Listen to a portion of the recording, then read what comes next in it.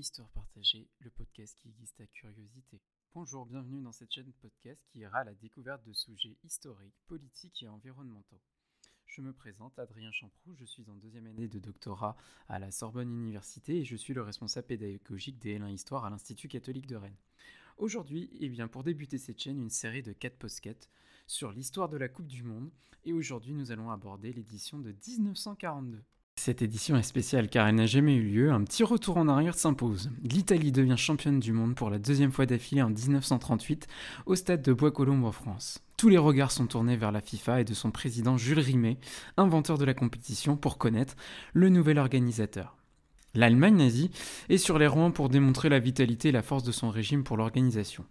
Hitler aime ce sport et souhaite absolument emporter le trophée qui pourrait être bien définitivement dans les mains de Mussolini si la Squadra Azzurra l'emporte pour la troisième fois en 1942.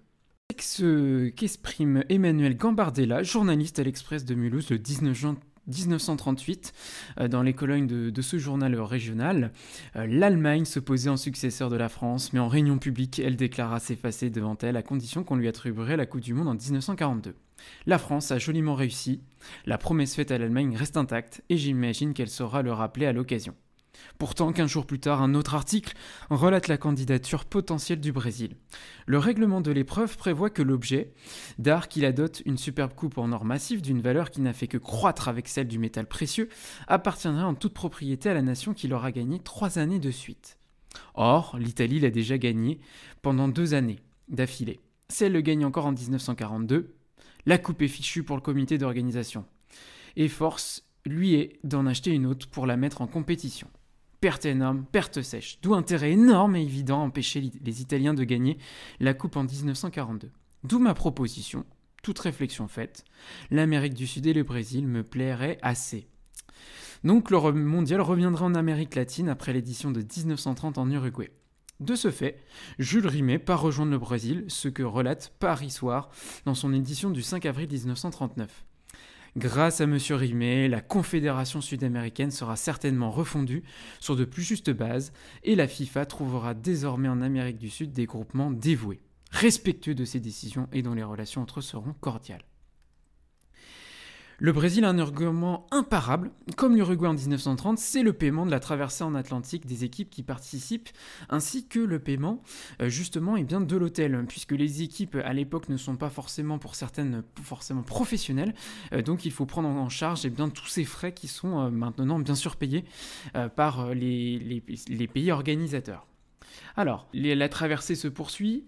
Jules Rimet va débarquer au Brésil, mais avant cela, il y a un autre pays qui est frontalier du Brésil, c'est l'Argentine, qui se montre intéressante en juin 1938, mais elle ne laisse aucune candidature, bien sûr, au comité d'organisation de la FIFA. Donc, Jules Rimet revient pile au moment où la Wehrmacht déferle sur la Pologne et engage justement, comme le dit l'historien Marc Mazauer, le continent européen dans des ténèbres, puisque la Seconde Guerre mondiale vient de débuter. Donc ce qui va reporter le congrès prévu pour la FIFA pour désigner le pays qui devait organiser le mondial 1942.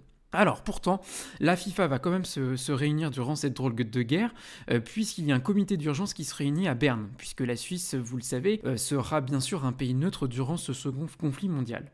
Alors, il y a un autre journal qui va relater un petit peu ce qui va se passer au congrès de Gênes, qui a lieu le 16 et 17 décembre 1940. Donc là, bien sûr, la France a été vaincue en l'espace de 6 semaines, depuis le 10 mai, du 10 mai 1940 justement au 18 juin 1940, en 6 semaines, les troupes blindées et puis les Stuka allemands vont vaincre la France, donc ce qui va obliger les organes décisionnels, alors de plusieurs instances, bien sûr d'organismes internationaux, de se réunir dans l'urgence et voire même des fois dans des pays qui sont en dehors du conflit.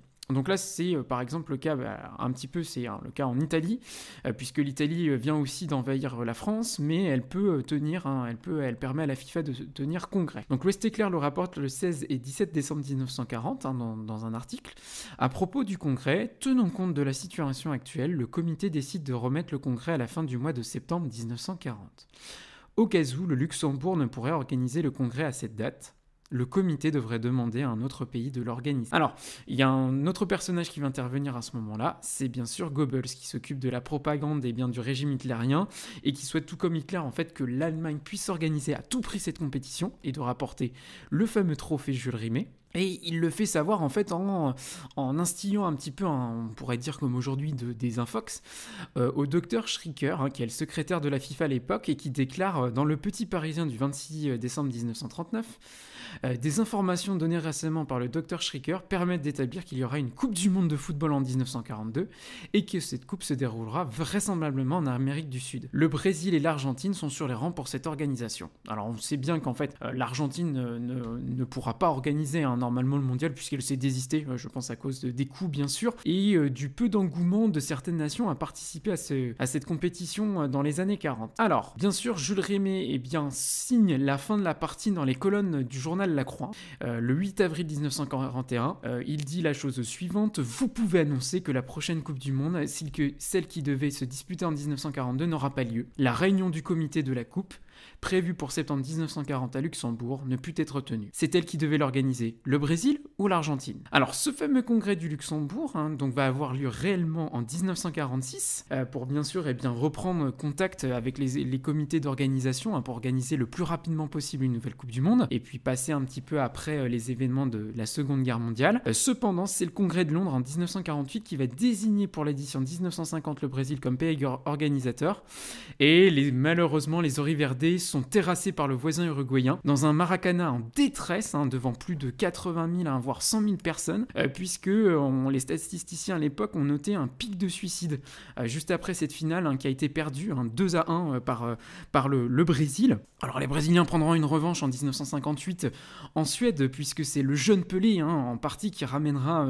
ce premier trophée mondial et qui débutera la légende brésilienne au sein de cette Coupe du Monde.